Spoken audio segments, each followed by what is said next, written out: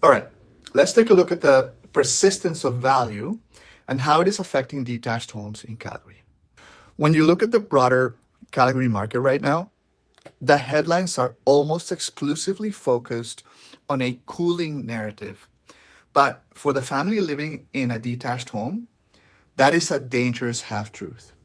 While high density properties are seeing some genuine price erosion, like apartments, detached homes are demonstrating a unique form of structural resilience.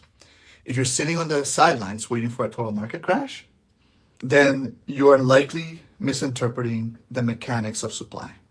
You're essentially waiting for a storm that has already been downgraded to a light drizzle for the detached sector. It is a common mistake, assuming that the entire ocean is rough just because the tide is going out on a different beach. So when we look at the cold hard data from January 2026, the distinction is clear. While citywide benchmark prices dropped nearly 5%, detached homes remained significantly more, holding a benchmark of $724,000. What we're seeing with our clients is a need to look past the averages. While apartments have ballooned to over 5 months of supply, which is decisively a buyer's playground, the detached inventory sits at just 2.6 months. By definition, we're still in a seller's market for detached homes, even as the rest of the city drift towards a buyer's advantage. However, there is a silver lining we're discussing with our clients, the ones that want to move. And that's the days on market have increased to 48 days.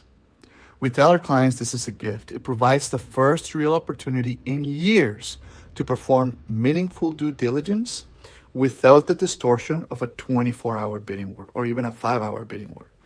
You can actually breathe. You can walk through a home twice.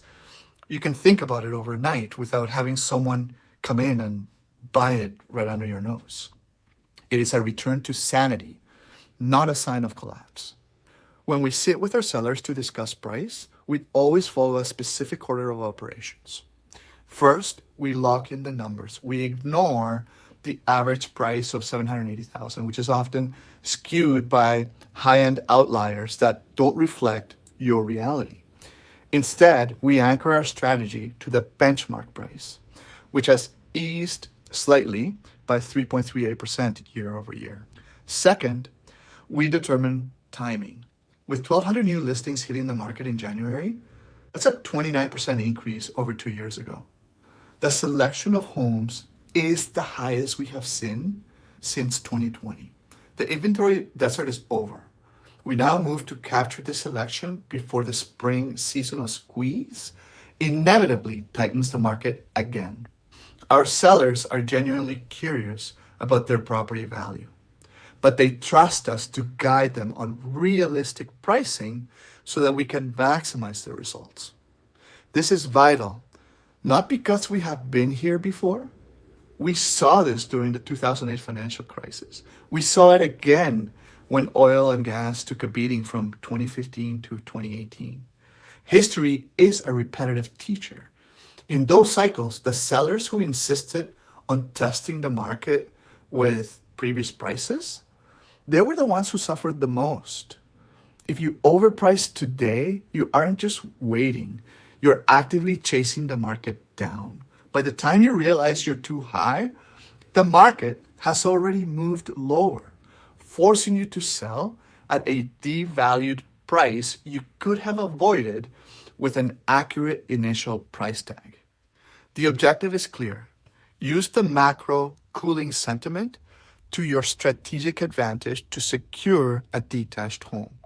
While the general public hesitates because of a scary headline, the operator recognizes that the most stable home type in the city is finally accessible. We aren't overpaying for potential anymore. We are negotiating for realized value. Don't let the noise of the apartment sector distract you from the opportunity in the detached sector.